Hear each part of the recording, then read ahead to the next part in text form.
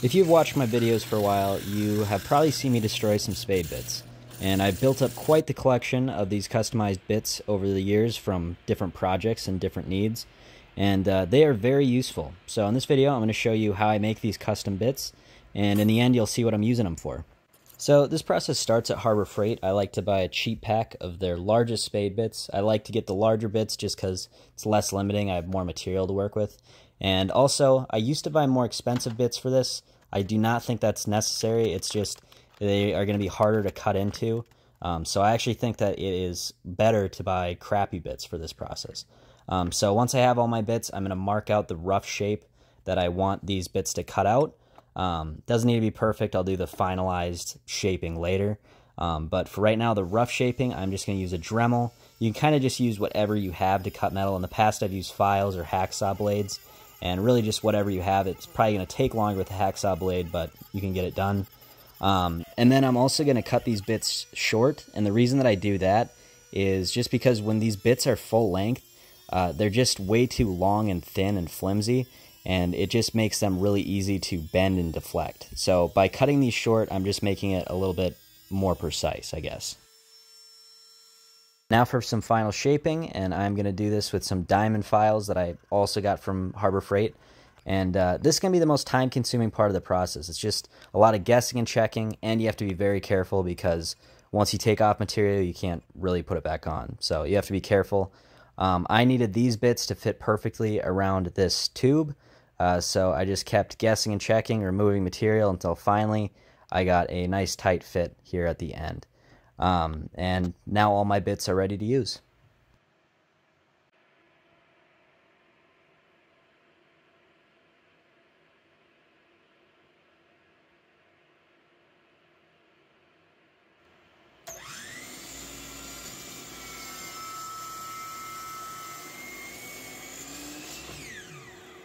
I have my drill press set to the right height that I need, and now I'm just going to drill a ton of holes with all my different bits that I made.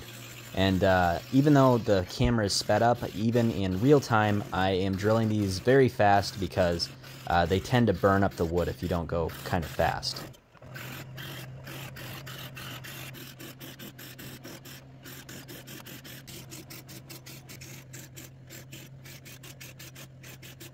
Dealing with bits like this, where there's no center point, is a lot more difficult. You need to really clamp down your workpiece tight. Otherwise, it's just not going to drill the hole accurate, and it's just going to throw your workpiece. So, clamp it down. So, in the process of drilling all those holes, I basically made a ton of these really tiny pieces. And I need those, so I'm going to cut them free from the rest of the material at the table saw.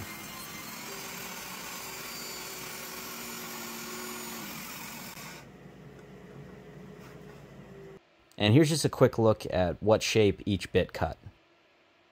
Now for the big reveal, the reason that I need all these little pieces is I am making pens. So yeah, not the most exciting project, but I do think I went about it in kind of a cool way. People will ask me like why I don't use a lathe for projects like this, because I do have a really nice lathe and I don't use it as much as I really should. And I don't really have a good reason for that other than I just think that doing things in a different way like this is more fun for me and hopefully more interesting for the viewer. But yeah, besides that, I also like with this process that I can change and rearrange the order of these pieces to get different looks with the pens. I don't really have to commit to any one idea. So each of the pens that I made is a little bit different. Once the glue dries, I need to sand all these pens smooth. So I'm using a drill bit that I wrapped with some tape for grip to mount each pen to my drill while I sand each pen up to 500 grit.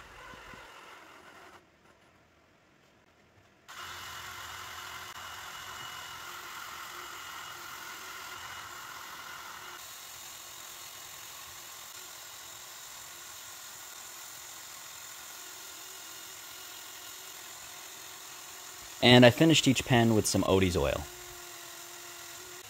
As you can see, I didn't glue these pens up very well. There's some gaps in between some of the segments, but I don't know, it still looks pretty good. I'm just going to pretend that that's a feature and not a flaw.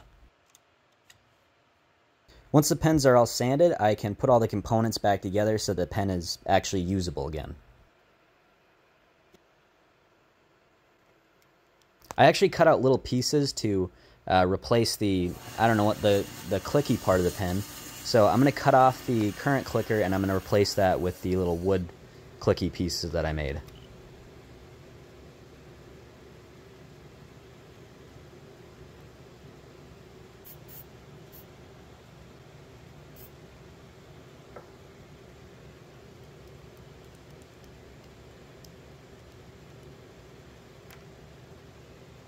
Alright, so I have one more spade bit to destroy, and this one is to make a stand for each pen. And I'm not going to use a Dremel this time. I actually bought a mini table saw when I was at Harbor Freight. I have heard nothing but bad things about this saw, but it was an open box sale, and I was curious. So I bought it anyways, and I put a grinder disc in it so that I can use it to cut spade bits. This mini saw is incredibly underpowered. To be fair, I am cutting metal with it, but I think it would struggle even with pine. With that said, I am still going to continue to use this saw strictly for cutting custom bits. It does cut very slowly, but it's also a lot easier to see what I'm doing with this setup, so I can cut a lot more precise and save myself some filing.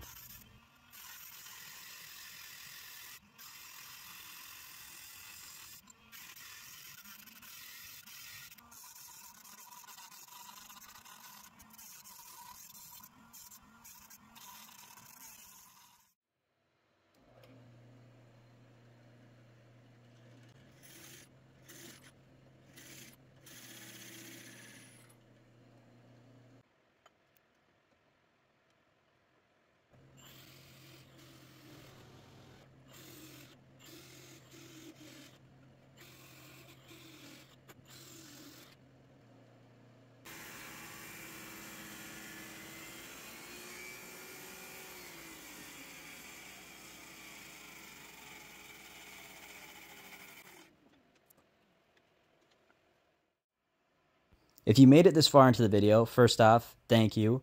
A lot of people don't watch till the end, so if you made it this far in the video, I really appreciate that. And also, if you want one of these pens, I am going to put them up on my website for free, just to whoever gets them first. There's 5 of them. Some of them turned out better than others. I'm just going to send them out at random, but yeah, whoever gets them first, they are on my website, joshwrightwoodworking.com. I think there should be a link in the description somewhere.